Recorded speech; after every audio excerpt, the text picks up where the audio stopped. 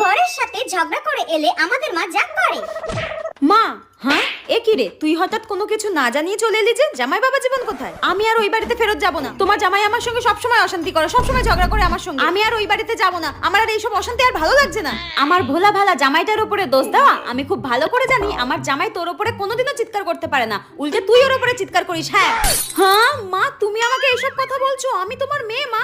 কেন রে? আমি তো হঠাৎ একদিন তোর শ্বশুর বাড়িতে গিয়ে দেখলাম তুই জামাইকে দিয়ে রান্না করানো, কুটনো কাটা, বাসন মাজা, ঘর মোছা সব করা। তারপরও তোমার ওই বরকে পছন্দ হচ্ছে না। তোমার আর কোন বরকে পছন্দ হবে? মা, তুমি এইভাবে আমার সঙ্গে কথা বলছো কেন? নিহাত ওরকম ভালো মানুষ বরটাকে পেয়েছিলিস তাই, নইলে তোর মতো একটা পিস মেয়েকে বিয়ে করা আর সহ্য করা কোনো অন্য পুরুষের পক্ষে সম্ভব নয়। যা বাড়ি যা।